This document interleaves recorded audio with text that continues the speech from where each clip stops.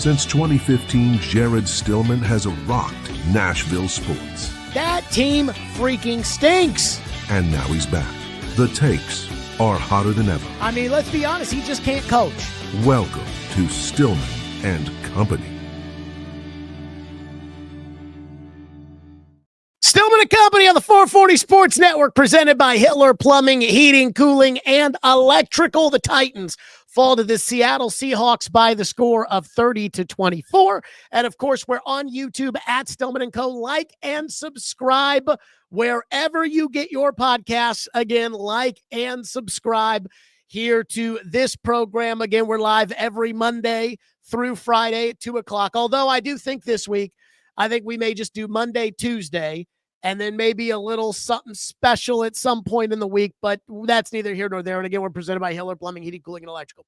So let me start again. And I do have the Chiefs and the Colts on over here, and I kind of feel like that this is the Chiefs season. So pardon me if I am keeping an eye on that Chiefs game over there in the corner. But let me start by saying this. I have not even looked at the comment section so far to begin this program because I don't want what anybody else thinks to have any effect on my thoughts and feelings about the football game. I actually thought today was a good day for the Titans. I thought today was a good day for the Titans because they didn't win, so they keep their draft standing as the number one team with the number one pick. And I thought Cam Ward played a pretty good football game today, all things considered. Going up against that defense and being behind the eight ball pretty much from the jump. I know the Titans had a good first drive to start the game, and they ended up kicking a field goal. But, I mean, Sam Darnold and Jackson Smith and Jigba did what Sam Darnold and Jackson Smith and Jigba do. Right now, watching those two is like watching Joe Montana and Jerry Rice. That's how efficient and good Darnold and Smith and Jigba are together. So put that to the side for a second. I thought Cam Ward played a solid game. And the statistics back it up. 28 of 42, 256. You'd like to see, again, the yards per attempt be closer to 7. It was 6.1. That's something they can work on. 1 touchdown, no interceptions. He had a quarterback rating of 91, and he was also the team's leading rusher, 6 carries for 37 yards. This is a game where I'll look at it and I'll say, for what a lot of you people have said throughout the course of the season when it comes to the Titans, about, well, they don't have anybody around Cam. What can you expect? And I say, well, I can still expect some accurate passes. This is the first game where I'll sit there and say, you know what? Who's Cam got around him when it comes to what they were able to do today? I mean, he made, in my opinion, the best he could out of the situation at hand with 0 running game. And I don't understand it because I actually think the Titans are pass protecting okay, all things considered. But they just cannot run the ball for shit. And whether it's Pollard or Spears or Chestnut who's running the ball, it doesn't matter. They can't run it. I mean, again, I've got the box score up in front of me. Pollard 11 for 20, Spears 3 for 4, Chestnut 2 for 3. Their combined long was a long of 5 yards from Tony Pollard. I mean, you're not going to beat anybody running the football like that. And then when it comes to the receivers, it's not as if they had A.J. Brown out there. It's not as if they had a Jackson Smith and Jigba out there. This is the first game where I'm like, wow, Cam Ward really made the best of a bad situation and probably did the best he could. And if you want to talk about winning and losing the game, which is what your traditional post-game shows do, where it's why did the team win? Why did the team lose? Here's what the coach had to say about going for it on 4th down. Here's what the reason the Titans lost the game is because just they couldn't match up with the Seahawks offensively, defensively. They could not match up with the Seahawks on defense. I mean, the Seahawks scored on their first 5 drives of the game. By the time the Seahawks punted to the Titans, they already had 23 points. And that was in the third quarter.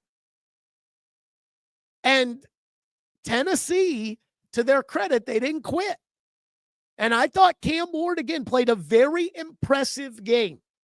Now, I do think it's funny that Restrepo goes in there and Cam Ward throws a ball for Restrepo in which and I mean this with all due respect to Restrepo, if Restrepo had talent, he would have mossed the guy for a touchdown.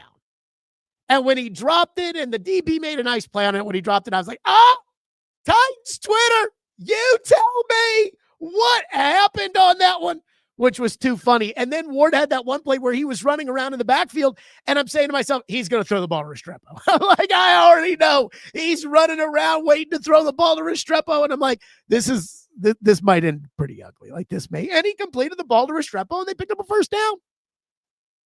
Again, Restrepo still doesn't have any talent. I mean, he's not. But this was, in my opinion, this season, and again, without, comparing it exactly and thinking, this was the best game Cam Ward played this year. I thought, for the most part, Cam Ward was decisive, and Cam Ward, it looked like, understood the game he was going to have to play from the pocket.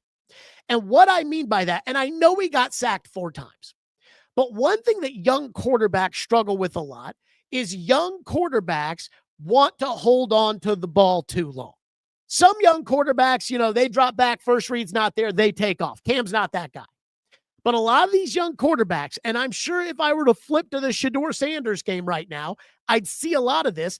Young quarterbacks want to hold on to the ball because they look at a sack as a for sure bad thing. They look at a throwaway as a bad thing, and they're not trying they're trying to make the big play every time. Will Levis held on to the ball too long because he was trying to throw a touchdown pass on every possession, and you just can't do that.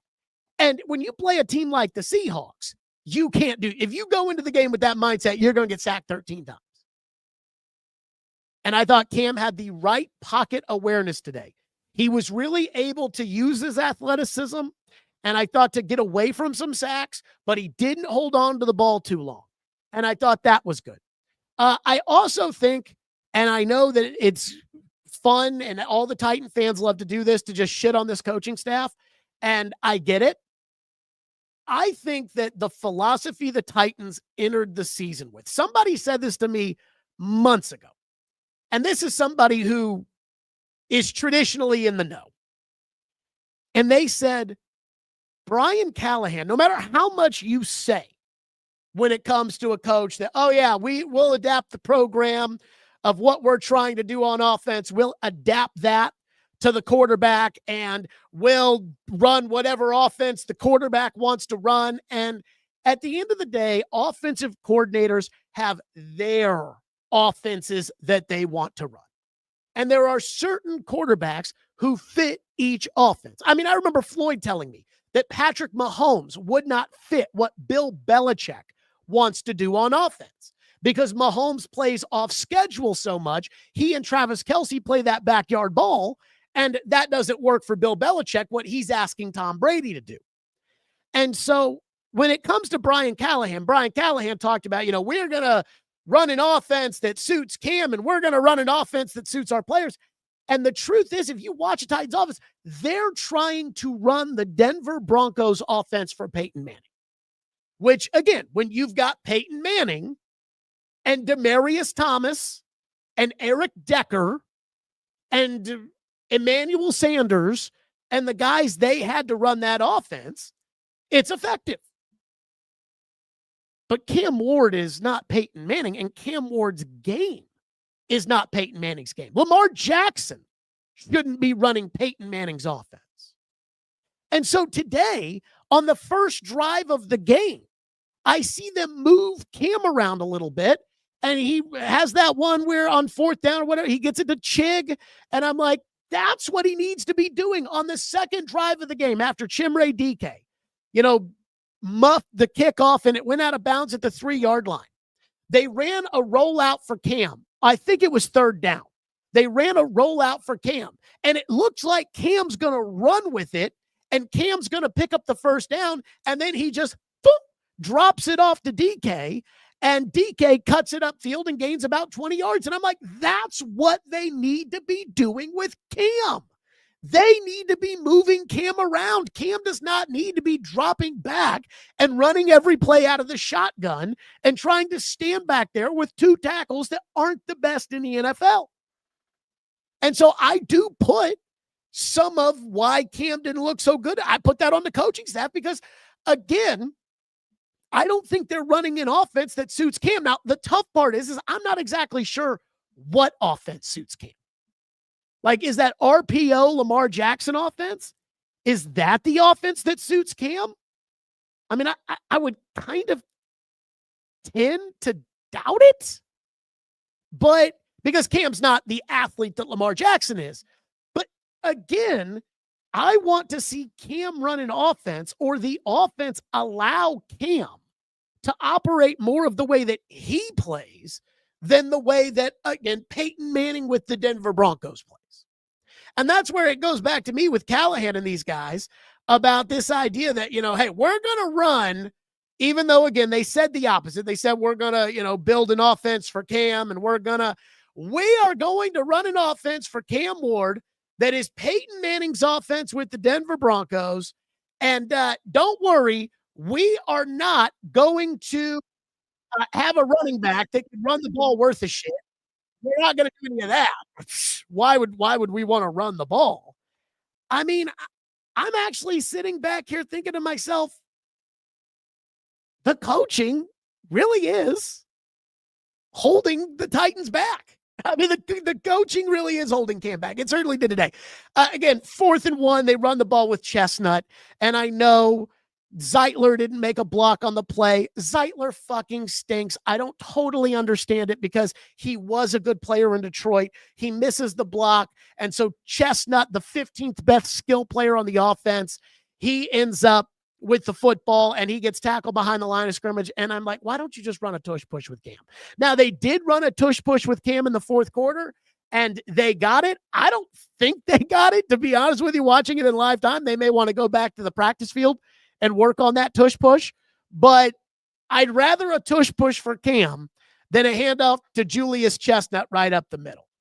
A couple of other things to get on. The defense never had a chance today. I don't know. I'm not going to blame Denard Wilson for the fact that JSN and Sam Darnold just absolutely cooked these crappy corners they have out there. The Titans have no pass rush. We've known that all year. If Simmons doesn't sack the quarterback, nobody will. They got very little pressure on Darnold. And I'm going to say this about Darnold. I know every time I open my mouth about him, everybody's like, yeah, John Sam, you love Sam Darnold. I know. But I have watched a lot of Sam Darnold this year, the good and the bad. He's actually really good at kind of moving in the pocket without looking at the rush. And so the Titans, there were times where I thought their offensive line, Seattle's offensive line, got pushed back by the Titans, and Darnold would just slide a little bit, just move a little bit out of the way. And so I was pretty impressed with that. And again, these backup corners, they can't cover Jackson Smith and Jigba. I mean, they can't. So I'm not too worked up about that. Chim DK. Guys, I want to have this discussion. I think this is very important. Let's remember this on Sunday, November 23rd. And let's remember this on April 23rd with what I'm about to say. When Chimray DK was drafted by the Tennessee Titans, I didn't know who Chimray DK was. I didn't even know how you pronounced his name. Is it Chimray? Is it Chamir? Is it... I have never heard of this person. And yet, when they drafted him, I pulled up the Dane Brugler guide where they have really the best information in terms of, the guy's size and his weight and his 40 time and his 3-cone and his pro day and his combine and so I pulled it up and I saw 4.31. That's fast. And so when they drafted Chimray DK, I said, thank God they finally drafted somebody who can run. And Titans Twitter and some people that were Florida fans and people were like, who cares? about 40 times. This happens every year. People will tell me Jerry Rice didn't run a great 40 or that Mike Evans didn't run a great 40. And that's fine. I worked with the best general manager in the history of the Titans who cared about the 40 time. I've listened to Bill Polian, who said in Indianapolis, and I think he's drafted some pretty good receivers. He said in Indianapolis, our computer would not let us draft you in the first round if you did not run a 4.5. And for years, the Titans did not draft guys that could run. And I kept saying, you got to get people that can run. And outside of Chig, and when he's healthy, Spears, they don't have anybody with any acceleration. And it's been that way for years. You know, AJ was a 4.49, and Traylon Burks was a 4.55. And there was a difference between the two. But so they drafted DK. And I'm like, again, I don't know if this guy can catch. I don't know if he can return. I don't know if he can play in the NFL. But I know one thing. He can run. And you saw it today. When Seattle outkicked the coverage and the announcer from Fox, Kevin Kugler, who I think is a very good announcer, as I'm watching this, he's like, and so for the Seahawks goes back to punt, and it's a great punt. And I'm like, thank you, because I've seen this before. J.K. Scott did this with the Chargers a couple of weeks ago, where he punts the ever-living crap out of the ball, and you outkick the coverage, and you give a guy who's got speed, and Chimray DK has speed. And as he starts running with it down the sideline, I'm like, he outkicked the coverage, and that's going to be another touchdown.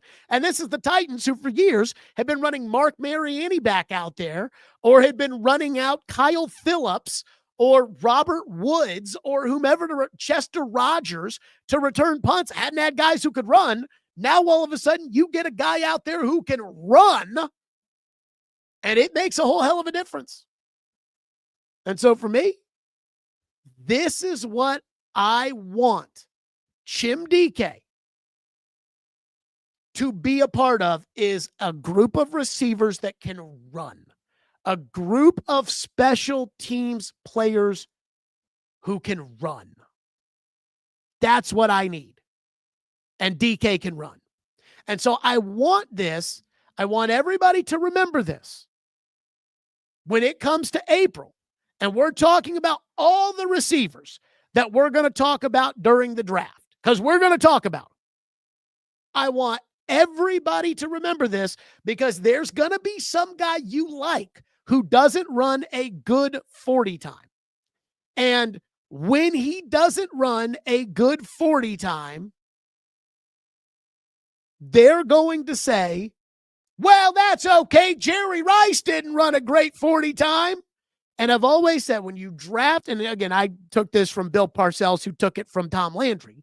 When you draft for exception, pretty soon you have a team full of exceptions.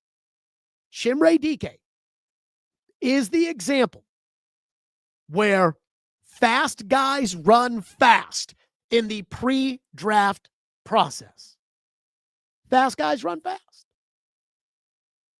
And he is fast. Oh, here we go. Somebody already in the chat saying, Jerry Rice. I know. One person says Peter Skoronski was drafted before JSN. Now, I'll say this. JSN did have a hamstring injury when he was coming out. Remember, he was supposed to be like the number 2 pick in the draft, and he was supposed to go light it up at Ohio State, and then he didn't play that year because of a hamstring injury. Hard for me to put that on them. But as an aside, and then I promise we'll get to some of your reaction, and we'll take a look and see what the coach and everybody else is saying. As an aside, did you guys see that video they posted? CBS Sports has with the First Pick podcast. They have Rand Carthon on as one of the hosts of the show. And Rand Carthon said that his goal that night in the 2023 draft was he was going to trade back from 11, which is where they took Skoronski, try to pick up an extra second-round pick, and then try to package 2 second-round picks to move back into the first round to try to take Jahmyr Gibbs. Now, none of that mattered because they couldn't get the trade out at 11 and because Jahmyr Gibbs went at 12. But that's how much Rand Carthon thought Jahmyr Gibbs was good. And I laughed my ass off thinking only Rand Carthon was sitting there thinking to himself, you know what I need? Jahmyr Gibbs. I've got the best running back on the planet. I've got no left tackle. I've got no right tackle. Treylon Burks is the only receiver I have. And I am going to trade up to take a second running back.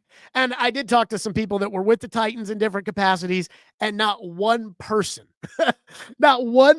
over there is like, yeah, I know I had never heard of that idea. So make of that what you will. One person says, Stillman taking accountability is all I ask. What accountability do you wish that you had from me when it comes to the Titans' performance today? I thought this was the best game Cam Ward has played in his NFL career. Now, is it enough for me to sit there and believe that this process is going to work and that Cam Ward is going to end up becoming an NFL Pro Bowl caliber quarterback? Probably not. In fact, no. I don't change my big picture. I think the situation is still too screwed up for Cam Ward. Now, the thing that they believe is they believe that no situation can do irreparable damage to Cam Ward, and that no matter how bad the coach is this year and how bad the team is this year, and no matter how many times he gets sacked and no matter how many times any of those things happen, it's not going to negatively affect him. And maybe they're right. I don't know. But I just don't believe that that quarterbacks don't get their egos bruised, don't get their confidence down, don't get injured, don't get those things when they're on a bad team.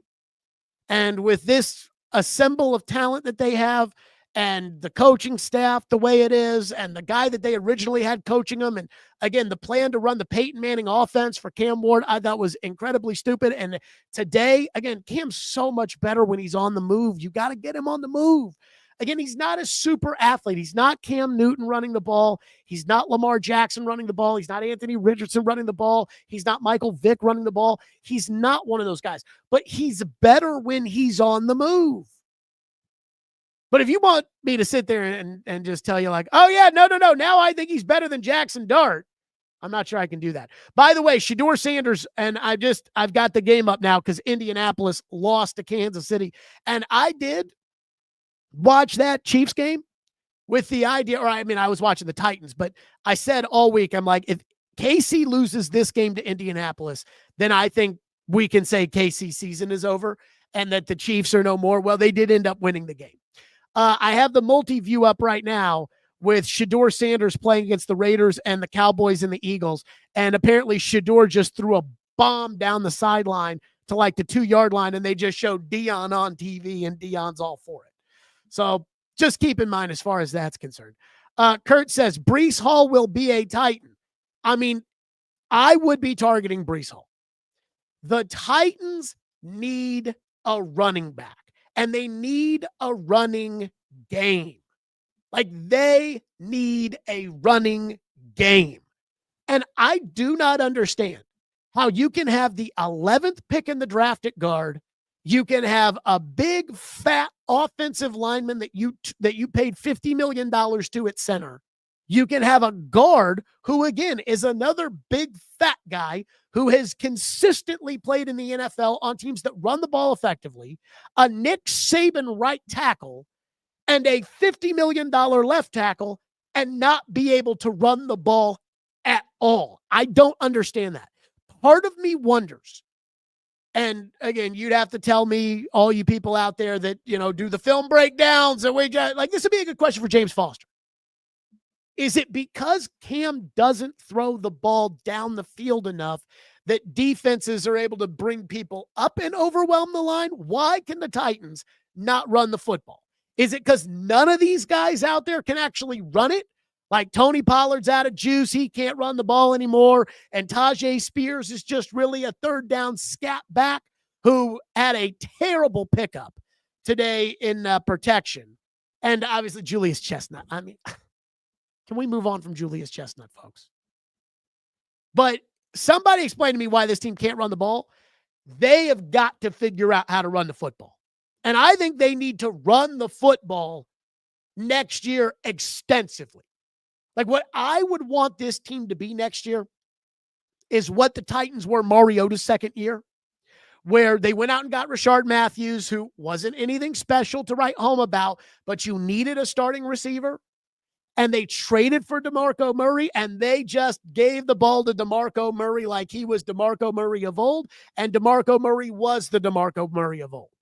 Like, if you could tell me who the DeMarco Murray this year is that's available for them to go get and for them to ride next year, and let Cam still do his thing. Mariota still had a very good second year in the NFL. Let Cam try to do his thing, learn the NFL, learn the defenses, learn adjustments that are coming off of it, and just give the ball to that running back and play some defense. If they could do that, I would feel pretty good about it, but I just don't know if it's all about the running back as to why the Titans, for some reason, can't play in the running game for whatever that's worth. Let's get to some of your reaction. A lot of people are talking about Xavier Restrepo. Jared, just say it. The X Factor was productive today and is a better option than Mason Kinsey. Well, Restrepo had, 2 catches? He had the one over the middle that set up the touchdown to DK, and he had the one play where Cam scrambled around. And again, with TV, you can't see what's going on on the other side of the field.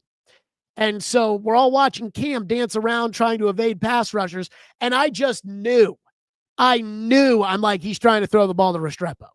And he throws the ball across his body in the middle of the field, and there's Restrepo standing right there, and Restrepo picks up the first down. And I'm like, I know Titans fans are going to be like,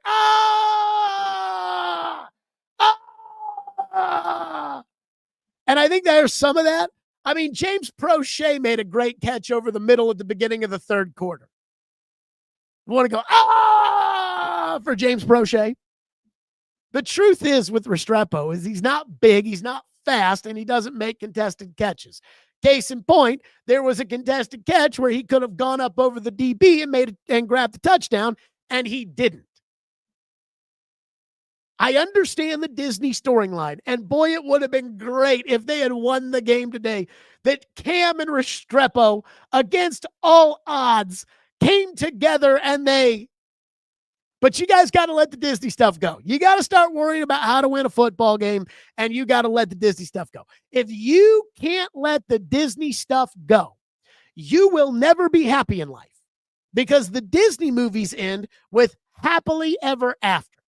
And many of you out there who have been married and maybe sometimes been divorced, you guys know it doesn't stop with happily ever after.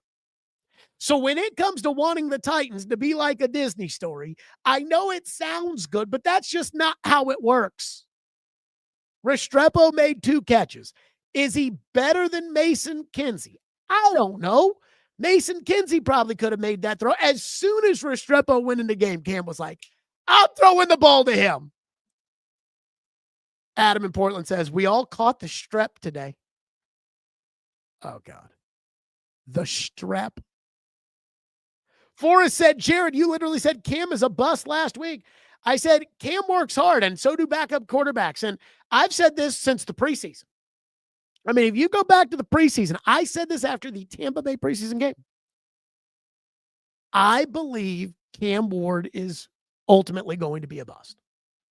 And that is a bust as compared to what the expectations when you draft a quarterback with the number 1 pick are. Again, Paul this week was talking about, well, Cam will never be Mahomes or Allen or Burrow, or he'll never be in that class. But he may be the 12th to 15th best quarterback in the NFL. And I'm like, that's not good enough. You can get the 12th to 15th best quarterback in any offseason, every offseason. This past year, you could have gotten Sam Darnold, who is much better. I know you guys hate Sam Darnold, but he's much better than the 12th or 15th best quarterback in the NFL. Daniel Jones, Mac Jones. You could have gotten any of those guys. Last offseason, you could have gotten Sam Darnold. The offseason before that, you could have gotten Baker Mayfield. So you can get guys every year that can be the 12th to 15th best quarterback when the situation's right, when the coaching staff's right, whatever. But what you can't get is you can't get just an elite top of the league quarterback. You have to draft that guy for the most part. Joe Burrow was drafted. Patrick Mahomes was drafted. Josh Allen was drafted. Lamar Jackson was drafted. And those guys don't get away. Case in point, Lamar demanded a trade like 8 times from the Ravens, and they never said yes, and they used the franchise tag, and they were going to use it again, and he played on the 5th-year option, and they gave him the contract. And so if you want a Lamar caliber quarterback or an Allen caliber quarterback or a Burrow caliber quarterback, you have to draft it. When it comes to Cam, I never thought Cam's talent was good enough to justify that pick. I thought Drake May's talent the year before justified the pick. Jaden Daniels' talent, Caleb Williams' talent. I thought those guys had the talent to justify that high end of a pick. I never thought Cam had it. I thought what a lot of NFL evaluators said, which is he's more like Bo Nix. And again, Bo Nix has done some good things in Denver. I mean, Denver's got a good record. They can't get a first down, but they've got a good record. But nobody's sitting there saying, God, we got to get a Bo Nix at quarterback. And that is the problem, is that I think that's what Cam's ultimately ceiling is going to be. And that's if he reaches it, which means the Titans have to get the right coach in here, which is not a given. And they have to build a team around him, which is not a given. And Amy has to stay out of the way, which is not a given. And so in the end, when you add all those things up, personally, I struggle with the idea of seeing Cam not be a bust and seeing this organization not ruined. I thought Cam had first-round talent coming out. I didn't think he had first overall talent. And I think that's the difference. And people, the big Will Levis defenders out there, will say, well, I just will tell you that Will Levis last year, nobody gave Will Levis the type of excuses they're giving Cam, and it's not fair. And you're right. And what this all boils down to is that the Titans didn't use the first overall pick on Will Levis. They used the first overall pick on Cam Ward. And because they used the first overall pick, they are more committed to Cam Ward than they would be to Will Levis. Now, what's crazy is the guys that drafted Levis, the coach and the general manager, they've both been fired. But again, like Mike Borgonzi can't come out and say, well, you know what, actually Levis might be better than Cam, because if he does, nobody will believe anything else he wants to do or says, because he's the one that turned down the Giants trade to take Cam. I personally just feel like Cam is ultimately going to bust, and that this team will, it wouldn't surprise me if he were to get a second, go somewhere else after his first contract and were to have a nice career. The same way I think Mac Jones is capable of having a nice career. I don't think Desmond Ridder is going to be capable of having a nice career somewhere else. And people always bring up these other quarterbacks that have developed, whether it's Mahomes or Jordan Love and I'm like, right, but those guys sat the bench to develop. Cam didn't do that. So everything that happened to Mahomes, you're saying Cam doesn't need in order to develop like Mahomes. Or everything that happened to Jordan Love, you're saying Cam doesn't need for Jordan Love to become Jordan Love. And I just don't think that's true. One person says, Cam looking better every week. X, Xavier Restrepo, playing like he belongs. DK, bona fide stud. The Stillman narrative goes bust. Easy there on Chimray DK, bona fide stud. Chimray DK can run. I have used this comparison for Chim DK, and I stand by it. When it comes to Chim DK, the guy he reminds me of is Justin McCarron's. Now, you may think because Justin McCarron's wasn't A.J. Brown, and a lot of you people out there are like, oh, he sucks. Oh, he's not that good. He wasn't Jerry Rice, so he sucks. But that's actually not true. PK, I was very disappointed in, because one time he was going on a rant. This one time, I've done this thing where I have kind of, I can get Paul to kind of dig himself into this giant hole, trying to argue with me. And last year, he tried to argue that Floyd at the end was worse than Rand Carthon, which nobody believes. I mean, again, Floyd's last draft included Cortland Finnegan in the 7th round. So that's pretty good. But he was talking about all the receivers that Floyd swung and missed on, which is something Floyd would talk about how he couldn't draft receivers worth of shit other than Derek Mason and Chris Sanders. But Justin McCareins was a 4th-round pick of the Titans in 2001. And Justin McCareins was a really good player when the Titans were really good. Now, he wasn't a great player. He wasn't Derek Mason. He wasn't Frank Wycheck, Eddie George, Keith Bullock, Samari Roll, Javon Curse. But he was a very important part. That 2003 season when Steve McNair won the MVP, he had 47 catches for 813 yards and 7 touchdowns.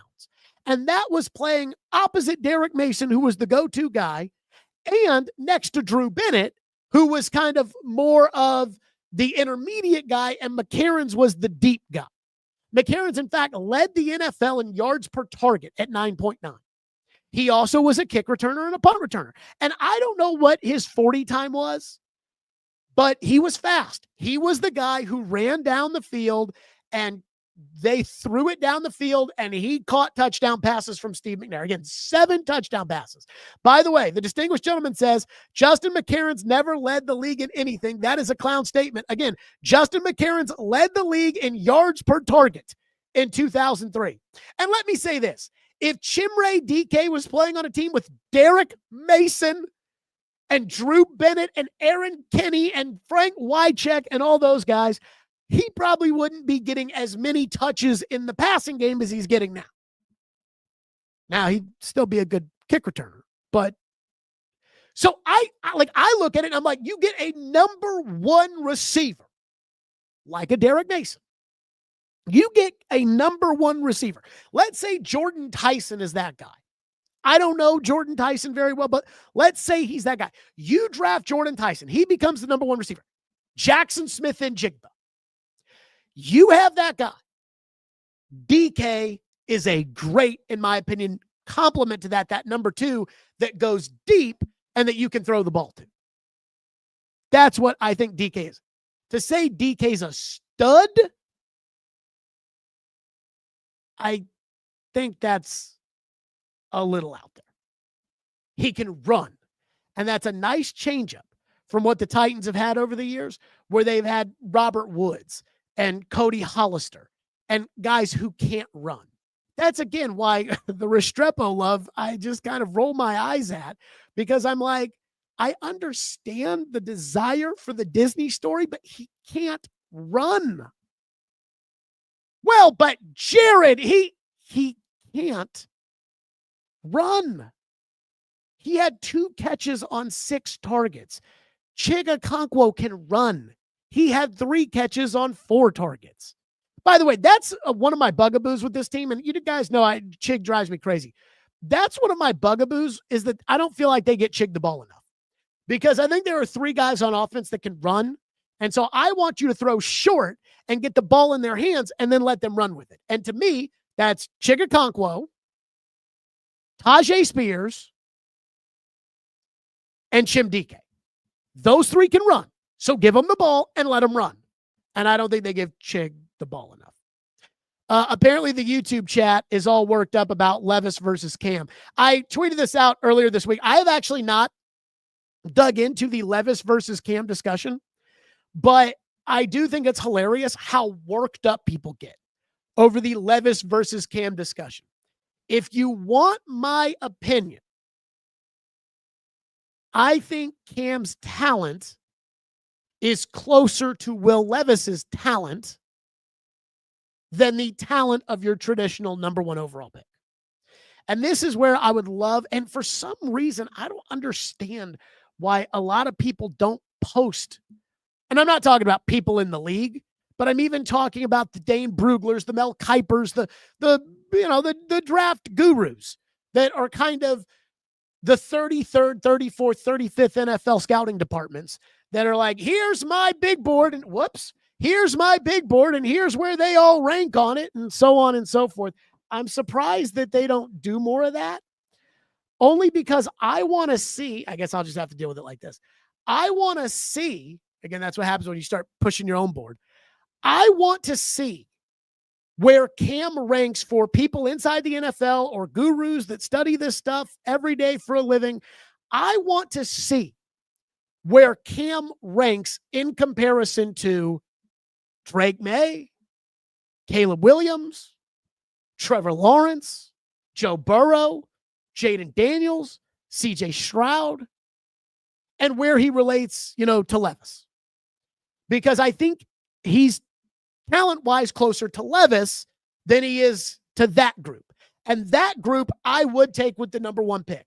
And then I would expect that I can develop this guy into Mahomes. Like if I owned the Houston Texans, I would be sitting there saying, why is CJ Stroud not taking those steps? Because CJ Stroud should be taking those steps. But CJ Stroud, I think, is a better player than Cam. So my big take on the Levis versus Ward thing is I think it's a totally erroneous argument. I think it's a total waste of time. I don't think it matters. They're not going to go back to Levis. If Levis had a legitimate shot to earn the job this year, which they swear by, they swear that Levis had a legitimate shot to win the job. If that's true, then Levis cost himself any shot of it by having the surgery that the Titans, I think, are convinced he didn't need to have, though I guess he was convinced he needed to have. And after he did that, they're never going to give him another chance again. So it doesn't matter. And you're not going to treat a second-round pick the same way you treat the first overall pick, no matter what. Even if you say things like all the coaches, like Vrabel used to always say, well, it doesn't matter where you're drafted. It matters what you do when you're here. Yeah, you should take a quarterback number 1 overall, Mike, and see what happens when you treat him the same way that you treated Cole McDonald. It doesn't work like that. But just to answer the question, as far as where the talent lies, I actually think that it's a lot closer to Levis's talent than it is to that of your traditional number 1 quarterback. But it doesn't matter because they're going to give Cam every shot that he needs in order to prove that he is the guy. That's what they're going to do. One person says, Cam's talent is closer to Jared Stillman's than an NFL quarterback. We get it. You're a troll. Again, I have had very, very strong opinions about things in which people have said over the years, they have said, oh, you're just saying that just because. And I've been right. Now, there are a lot of things that I have been wrong about over the years. And as a Titan fan, I am open to the idea that they could be wrong. And I'm open to the idea that I could be wrong. But I will just say, I don't see number 1 pick. I don't see any of that. And I'm not going to pretend like I did. Somebody actually texted me today during the game. And I'm just going to read this text aloud because I heard this and I'm like, what? So somebody texted me and said, Cam has looked better against this defense than 90% of the quarterbacks have. Sam Darnold would look worse against the Seattle defense than Cam has. I don't know if I believe that.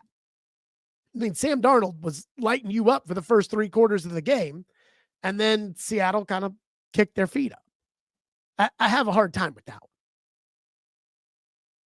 Chase says, Seahawks can't even cover the spread against the Titans. Darnold ain't that great. So Sam Darnold was supposed to go in there and cover the spread? I mean, they scored on their first 5 drives. Sam Darnold had a quarterback rating of 118.1. He got sacked 1 time, threw 2 touchdowns, no interceptions, and averaged 9.4 yards per throw. And let me say this. I did not think that was one of Darnold's better performances.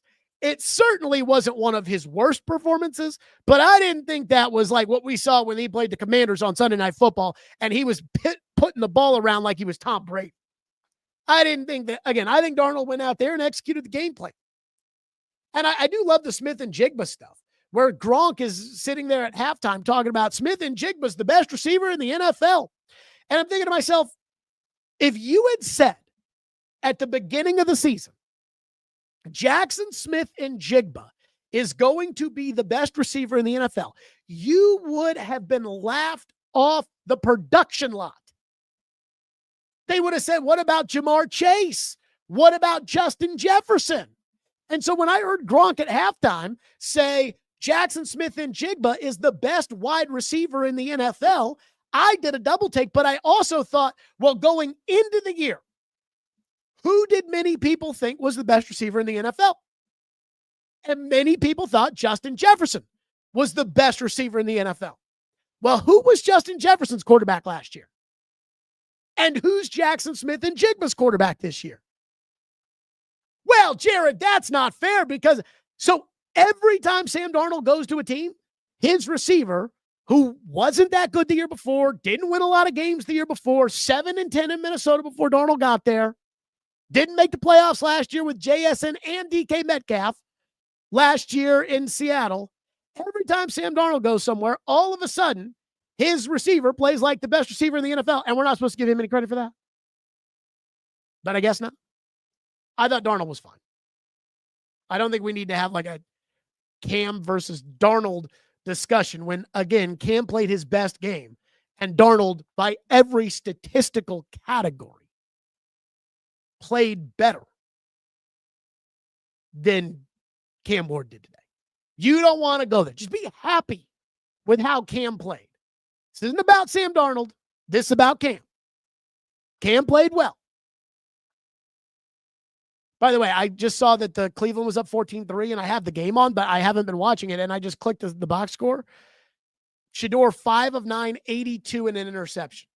For some reason, I figured Shedeur had like a touchdown or something in there. What do I know? One person said, JSN was good before this year. You freaking casual, but what would you know about elite college ball? You are a Vandy fan, LMAO. First of all, I'm a Louisville fan. Secondly, I am starting to root for Vanderbilt because I am a Diego Pavia's mom fan. Like, they can't put that woman on the TV enough for me. Diego Pavia's mom is fucking smoking. I think I can say that. She is smoking. I was watching the game last night with Lindsay, and I'm like, oh, look, it's Pavia's mom again. Oh, my God. But when you sit there and you say, I don't know college ball, I just told you, Jackson Smith and Jigba. I don't even need to look at it. In fact, I'll cover my Jackson Smith and Jigba in a game in which I want to say it was Marvin Harrison Jr. and those guys decided not to play. Jackson Smith and Jigba went off in the Rose Bowl when half of Ohio State's receiving corps had opted out. Everybody thought JSN was going to be the top receiver. I think it was Garrett Wilson and Drake London who didn't play. It was that year's draft. So it was Garrett Wilson and somebody else. Olave. Garrett Wilson and Olave didn't play at Ohio State in the bowl game. It's Smith and Jigba did. And they went absolutely off. And he went off. And the next year, everybody was like, this guy's going to be the best receiver in college football. And he got hurt his hamstring. And wasn't good. So when you tell me like, oh, you didn't know JSN was always good. JSN fell in the first round because of the injury he had at Ohio State last year. I know that because I do watch college football. JSN was a solid player. When you said, hey, Jackson Smith and Jigba is a Seahawks starting receiver, nobody would have scoffed at that. If you had said before the year that Jackson Smith and Jigba was the number one receiver in the league, everybody would have said you're crazy. Everybody would have said you're crazy. One person says, what does your wife think of these opinions? Again, we watched the game. Lindsay was sitting there and she was just like, yep, Bobby's mom. Again, didn't know I was allowed to say that or not. I mean, again, Jackson Smith and Jigba set a Seahawk record before Thanksgiving. And you do not think that the quarterback gets any credit for that? Some of you people, man. Wow, some of you guys are hating on Pavia's mom. I mean, I think Pavia's mom is a smoke. Boy, I hope I'm allowed to say that. Also, is she like, what's the deal with her and Theo Vaughn? Like, are they doing it, or is it just like a ha ha ha, Theo Vaughn and Pavia's mom? Because Theo Vaughn is one of the top podcasters in the country. And when you're one of the top podcasters in the country, I would assume that's the same as being a rock star. And you can probably get whatever kind of girl you want. Now, hey, you want Pavia's mom? Knock yourself out. But I am wondering about that a little bit. One person said Amani Hooker got mossed today. Bad. I see a lot of people complaining about Amani Hooker, and I get it. Amani Hooker has not made any important plays this year that I can think of. You really think Amani Hooker should be covering wide receivers one-on-one? But you think that's a good idea? I remember getting on Vrabel for that in a game in 2023 against Jacksonville when they had Amani Hooker covering Calvin Ridley in the slot. Trevor Lawrence threw it to him for a touchdown. And I said to myself, I go, what the why the fuck is he out there covering Calvin Ridley? And I asked Vrabel the next day about it, and Vrabel was like, well, I think at this point, Amani might be the best we have out there, which I think was Vrabel's way of saying that the roster stinks, which, of course, when you like the coach, it's not the coach's fault that the roster stinks. When you're mad at the coach, you don't give him any credit for the roster stinking, and you're like, he needs to coach him. For whatever that's worth. It's like the Kevin Winston Jr. people. I mean, Kevin Winston Jr. does flash. I think he's got potential to be a very, very solid player on a good defense. To be like a Tank Williams type of player.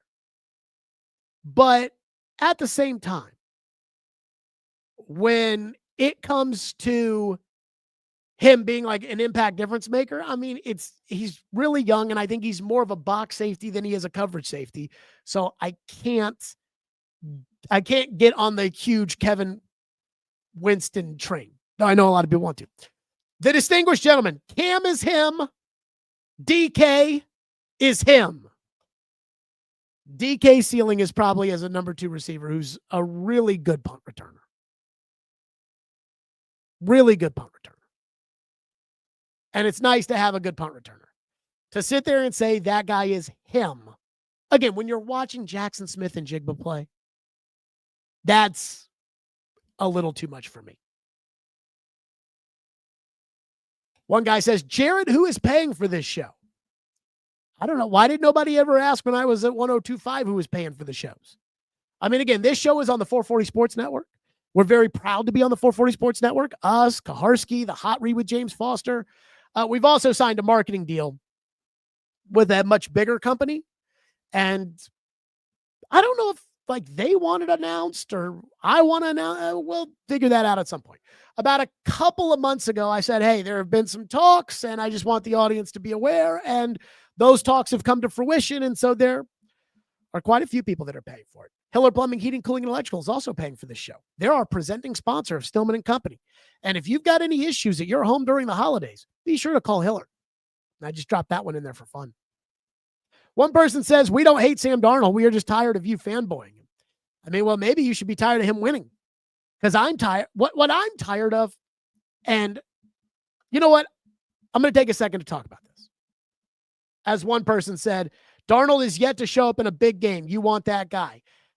Cam hasn't played in a big game. So how can you can see the difference between Darnold ceiling and Cam ceiling. Again, I don't really know what that means. Darnold right now is one of the better quarterbacks in the NFL, statistically speaking. Cam, I thought played his best game today, and you still couldn't win. Again, his best game today got you 24 points. Now, I think his surrounding cast is a part of that. I think his coaching staff stinks, and I think the offensive system that Brian Callahan put in there. I can't believe Mike Borgonzi and Chad Brinker okayed the Callahan offense, the Peyton Manning Denver offense for Cam Ward, but that's neither here nor there. But I want to have a segment of context here, if I may. I do want to have a Sam Darnold, Cam Ward segment of context. Can I do that? So this offseason, I knew the Titans roster was bad. You knew the Titans roster was bad. I knew the Titans had multiple holes across the board, including at premium positions that you cannot fudge. Again, I've told the right tackle story 18,000 times. I don't think I need to tell it 18,001, but they tried to fudge it at right tackle for 3 years. You can't do that. You can't fudge it at left tackle. You can't fudge it at quarterback. You can't fudge it at pass rusher. You can fudge it at inside linebacker. Again, I'm not convinced Cedric Gray is a game-changing type player, but you can win games with Cedric Gray there because, again, inside backer is not right tackle. So I knew the Titans had all these holes. And I knew that they only had 2 picks in the top 100 because they traded away that 3rd-round pick for L'Jarius Sneed, which I was very critical of at the time and nobody else was. But they only had 2 picks. So I'm like, they need picks. And they said, we need picks. Cam Ward was the top quarterback in the class. And every year, the top quarterbacks get pushed up higher than they should simply because of supply and demand. So I looked at Cam Ward and I said, does this guy rate from a talent standpoint, from a grade standpoint? Does he rate like a Caleb Williams or a Drake May or a Joe Burrow or a Trevor Lawrence? And the overwhelming answer was no, he did not. That in a typical draft, like Blake Bedingfield wrote at paulkaharski.com, the former Titans director of college scouting, Cam Ward would have been a middle of the first round grade. Now, again, a middle of the first round grade in a draft with no quarterbacks gets you pushed up all the way to the top. I looked at Sam Darnold as this team's Alex Smith. That if you bring in Sam Darnold and you trade the pick and you sign a tackle and you draft 2 receivers and you draft a pass rusher and you draft, then you can build your team. And you'll win games because a veteran quarterback knows what he's doing. And just like Darnold goes to Seattle and sees that, hey, this Jackson Smith and Jigba's the best player, I'm going to give him the ball every time, he probably would have done the same thing here. Now, I don't think it would have been as good as JSN, but a guy like Chig, who is one of the more talented players this team has on offense, I guarantee you, would be catching a lot more passes. You wouldn't be 1 in 10. You'd probably be something like 5-5-1 or 6-5 or 5-6 or something like that. You probably win 8 or 9 games this year with Darnold and the Giant picks, in my opinion. And then you go into another free agency cycle. You go into another draft armed with the Giants picks, and you're going to try to take an 8 or 9 win team and then make them into a 10 or 11 win team. And at some point, there's going to be a quarterback that you've got your eye on, that you love. Sam might be 30, 31 years old, so this may be in 3 years, 4 years, but there's a guy that you've got your eye on that you just love, and you say, we got to have him and develop him. And that's when you go for it. That's what Kansas City did. That's what I saw in Sam Darnold. Because I didn't see a franchise quarterback in Cam. And I still don't see a franchise quarterback in Cam. Again, they lost today, guys. They scored 24 points in an NFL where a lot of teams score 24 points. He did look better today. This was the best game I think he's played. But that's the context. I didn't say, okay, go get Sam Darnold and he'll go be Tom Brady. I didn't say that. I said, go get him and he'll be Alex Smith. Cedric says, Stillman, you can keep sucking off Darnold. Compare Darnold's rookie year to the season Cam is having. Very similar, but doesn't fit your narrative. Well, I wouldn't use the number 1 pick on Sam Darnold. If I had to, in order to get Sam Darnold, trade Minnesota, the number 1 overall pick, I wouldn't do it. If I had to trade a 4th round pick to get Sam Darnold, I would have done it. You see the difference? You use the number 1 overall pick on Cam. I would have used that to get a better team out there. So that's, again, I'm not knocking it, but let's not go crazy here.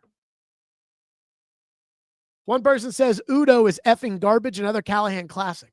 I saw Udo got in the game because Dan Moore hurt a knee. Do we know anything about the severity of the Dan Moore knee injury? I actually think Oli Udo is fine. He reminds me kind of Chris Hubbard. I think he's a fine swing tackle. It's not the end of the world for me. as far as I'm concerned.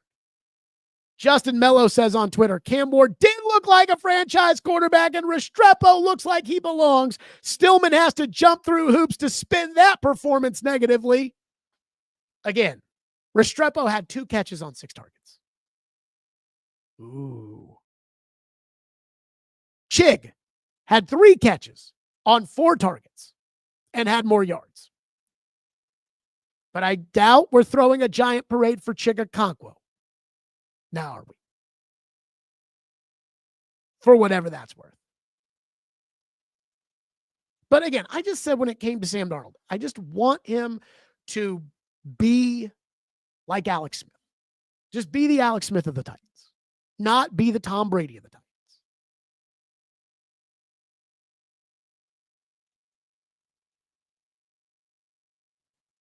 I'm just going through the chat, and there's all the people commenting on Diego Pavia's mom.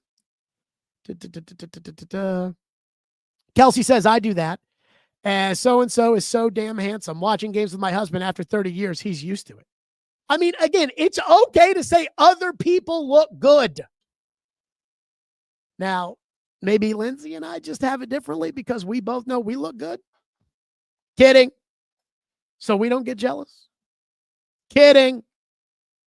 But like at the same time, I mean, come on. Call a spade a spade. Pavia's mom is hot. Apparently, Theo Vaughn said, I don't know if I could tell Diego to go clean his room.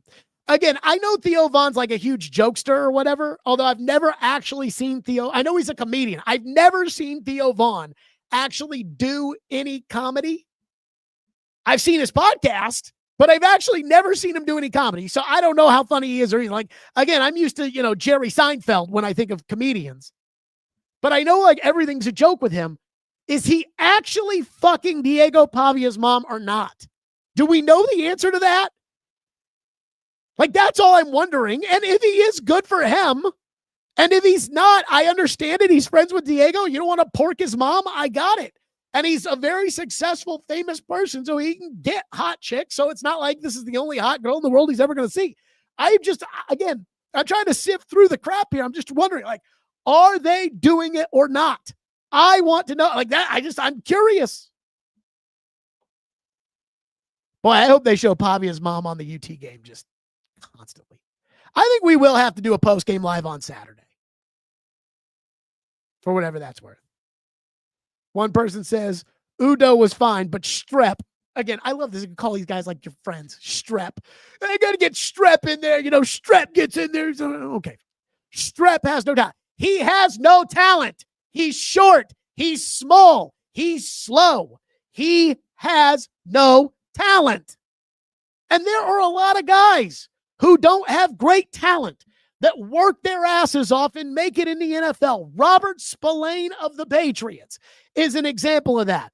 That guy was a tough-ass motherfucker when he was on the practice squad and playing well in the preseason in 2018 for the Titans. And he made the team, for a couple of games, and he got cut, and he bounced around the league, and he was on practice squads, and he found a niche with the Steelers, and he had a good run there, and he went to the Raiders, and he got better there, and now he's making a boatload of money on the Patriots as an inside backer. He is not Ray Lewis in terms of his talent, and he's never going to be, but he's become a fine NFL player. Same with Jack Gibbons. Jack Gibbons has no talent.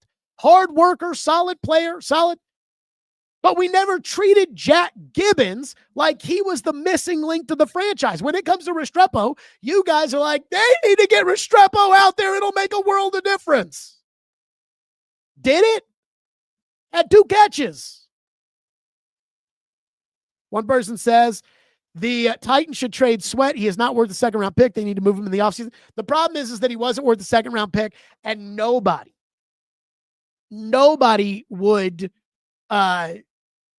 going to give you a second-round pick for him.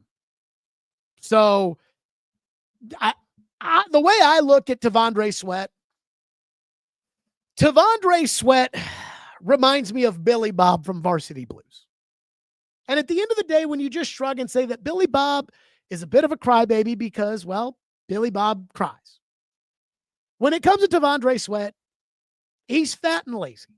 And he's going to be fat and lazy. He's not going to change. But that's okay. Because he can be a solid run-stuffing defensive tackle and still be fat and lazy. If you're expecting T'Vondre Sweat to ever be worth the 38th pick, it's not going to happen. And if you're expecting there to be a trade market for T'Vondre Sweat, where you can go out and get the 38th pick back for it, it's not going to exist. Again, Rand Carthon was worried about trying to trade back into the first round to get Jahmyr Gibbs when he didn't have a right tackle or a left tackle. The guy who made that pick isn't very competent when it comes to running a football team. But if you don't want to have to go get a run-stuffing DT in the offseason, just roll with what you got in T'Vondre Sweat for the next couple of years and be fine. Kurt says, I'm taking crazy pills. Did we watch the same game? What game? I thought it was fun.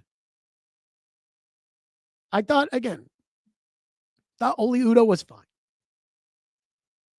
He's a swing tackle. He's Chris Hubbard.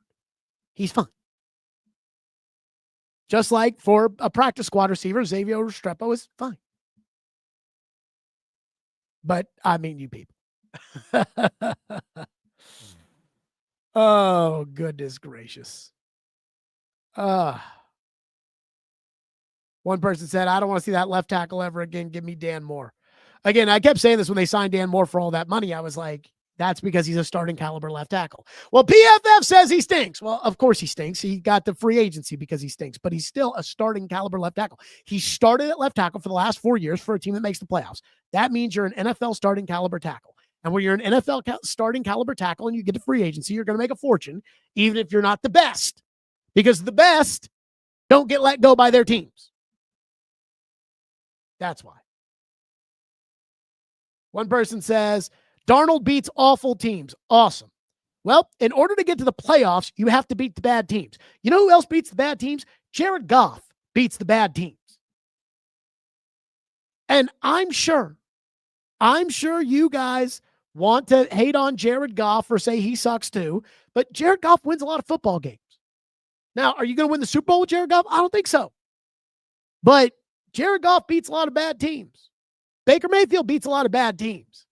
A lot of these quarterbacks who are not Mahomes and Josh Allen beat a lot of bad teams. And right now, the teams with elite quarterbacks, the Ravens, the Bengals, the Chiefs, the Bills, they all seem to have their struggles to a certain extent. I do want to check to see what the beat writers are saying. Again, we can't listen to the Mike McCoy press conference because we can't run it live. The Titans want their socials to run it live, so we must acquiesce. So this is where we'll take a look at what PK and TD and all of them are putting out there on social media. Apparently, Cam Ward said when asked about the Titans' 37-minute, 25-second time of possession, God damn, 37-25? Whoa! How do you have the ball for 37-25 when you can't run it? Apparently, Cam Ward said having the ball for a long period of time really means nothing if you don't score points. Yes and no. I mean, it does mean that they can't go out there and score a bunch of points. So I would say that is probably a good thing. Kaharski says Mike McCoy has a low bar, but a much better press conference. Gave us a little depth and showed us a little bit of life and personality. Mike McCoy said that when he went for it on fourth downs, he said he thought of PK. Well, considering the PK asked him about it every single day, I'm sure he would think of PK when asking about it. That's what he said. Let's see what TD has up there so far on Twitter. Cam Ward admitted his internal clock is improving, which has led to better play and being more comfortable on the field. I would agree with that. Again, only 4 sacks. I thought that was good.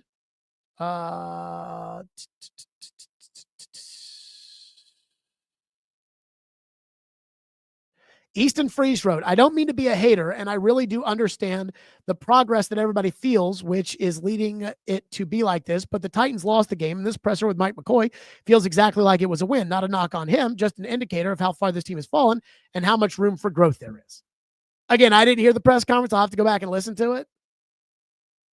I mean, you lost the game. And you lost the game because you should have lost the game. You should have lost the game. They have better players than you have. That doesn't mean just because they have better players that you have to lose the game, because we've seen plenty of times where teams with better players do lose games. But I don't think there was anything today that happened that was just true Tennessee Titan incompetence like we've seen in games where they should have won and they didn't. I was thinking about this today because when they lost to the Chargers, the offense was so bad. They had a pick six and a punt return for a touchdown, and they still lost. And I'm like, you have to try to lose in the NFL when you have a punt return for a touchdown and a pick six. They lost to the Broncos where they had 4 turnovers. You have to try to lose when you get 4 turnovers from the other team. And like this game, they did have the punt return for a touchdown, but it's not like Seattle fumbled the ball a bunch and the Titans had opportunities. The Titans were beaten by a better team today.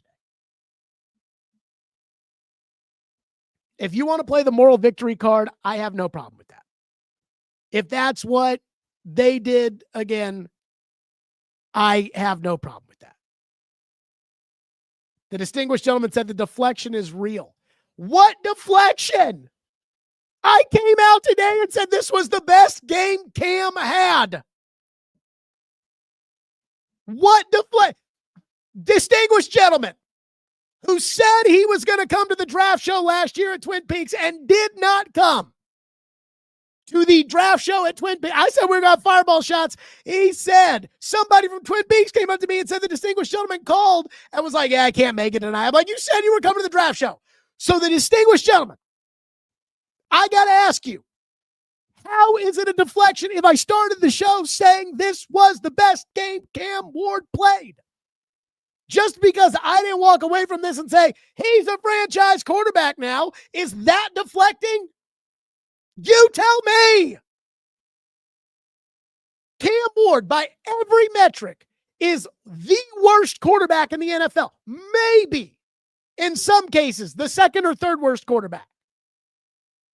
This game today, Cam Ward played smart football. He was aggressive when he needed to be aggressive. He was able to throw the ball to different receivers. He was able to extend plays with his legs. He was able to throw on the move. But it's not like they won the game. It's not like he threw for 350 yards. It's not like he had 5 touchdowns. It's not like any of that. He played better than he's played. And I said that. But when you say this is a deflection, I have to ask, based off of what? Deflecting what?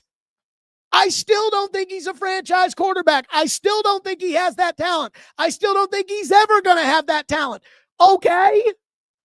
And if I'm wrong and he becomes Mahomes, I'll be happy for it because I've already got tickets in the new stadium and I'll be right there celebrating when they win the Super Bowl.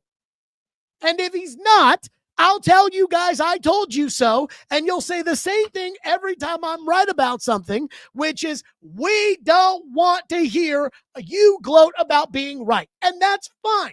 But the next time there's a flavor of the month quarterback that you guys want to anoint as the next Dan Marino, I'm going to say, remember what you did with Cam Ward.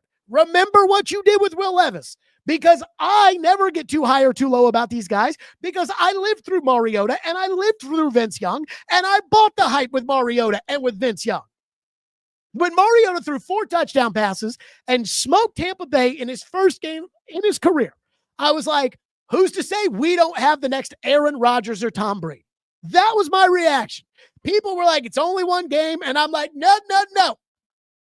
He might be the next Aaron Rodgers or Tom Brady.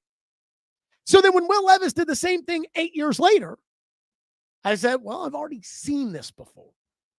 I want to be excited about it, but I've already seen this before. And for me, I'm like, I'm not going to get too worked up about Cam playing well in a game that they still lost. Now, I'm not doing the moral victory thing apparently like Mike McCoy is, but they lost because they should have lost. Like, no one should be fired because they lost today. They lost because they should have lost. So, I don't know what you mean by the deflection, the distinguished gentleman. And I don't exactly know what deflection we're talking about there.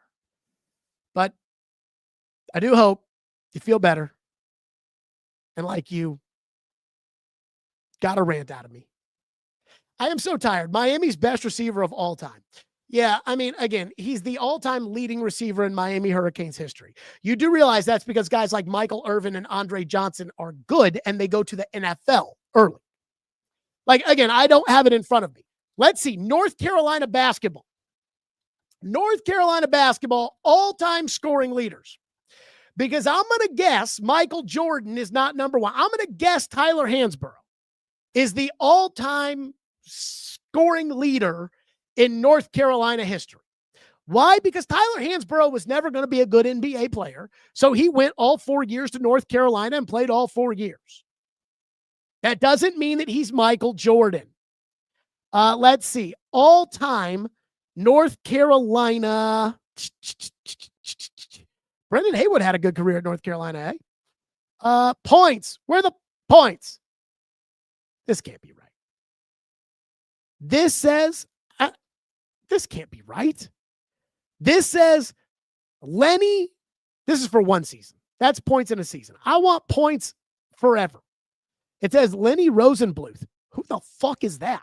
Lenny Rosenbluth had 895 points in 1956-57 for the North Carolina Tar Heels. Tyler Hansborough is the all-time leading scorer in North Carolina basketball history with 2,872 points. Again, he's not Michael Jordan. So just give me a break when it comes to Miami's all-time leading receiver. He must be good. Well, Tyler Hansborough, who's he play for in the NBA? Oh, goodness gracious. Sanchez said Ward had an average NFL quarterback game, which is really good for him. Let's see him do it again. Agreed. And let's see if they can play a worse team who's not as good as the Seahawks. And let's not make up things like have to say, well, Cam did better today than Sam Darnold would have done against that defense, which is what somebody texted me, which, again, there's no way to know one way or another. In fact, who do they play next week? They're due to play Jacksonville at some point here. That's a worse team, I think. I mean, most teams are worse than Seattle. Jacksonville. They play Jacksonville at home. Let's see Cam have another good game before we get all worked up one way or another. Okay, so here's how I think the schedule is going to work for the Stillman & Company program this week. I'm thinking we're going to do a show on Monday, and we're going to do a show on Tuesday, and Wednesday is up in the air. And then I think we will do a show on Saturday after Tennessee Vanderbilt. We'll have a post-game live after UT Vandy. And maybe we'll have a small show after the rankings come out Tuesday night to see what they do with Vandy. And then we will have a show on Sunday after the Jacksonville game. And that's what I think they'll have. If you're somebody who only watches post-game live, I want you all to have a very happy Thanksgiving. I do want to talk about Hiller Plumbing, Heating, Cooling, and Electrical here. I do want you to know that if you've got issues with the holidays, call Hiller. They'll get it fixed. They'll get it done. They've got people on call all the time to come fix these needs. Get your home ready for the holidays. Hiller Plumbing, Heating, Cooling, and Electrical. Been in business since 1990. Family owned and operated with 100% satisfaction. I'm happy you'll be the service is free. If a customer is not pleased with the work performed, Hiller will make it right. Learn more by visiting happyhiller.com. Professional, experienced, trustworthy technicians come into your home and leave it clean and better than they found it. Care is their core value, where they believe that when they care about others, everybody wins. And they'll take care of the customer on every job, every time. That's Hiller Plumbing, Heating, Cooling, and Electrical, proud supporters of the Nashville Predators, the Vanderbilt Commodores, and the Tennessee Volunteers. Boy, I bet that's tough for Hiller as to who they're rooting for on Saturday. Hiller, call the Happy Face truck today. Again, if you're just a post-game liver, everybody, this is a great week. This is, for some people, the holidays can be kind of tough, so check in on all your friends. But everybody, have a great week. Have a great holiday. We're back tomorrow, 2:00, and we will have a post-game live after the Jags game Sunday, and we will have a post-game live on Saturday night after Vanderbilt, Tennessee. Everybody, have a great rest of your Sunday. Stillman & Company. We'll see everybody tomorrow.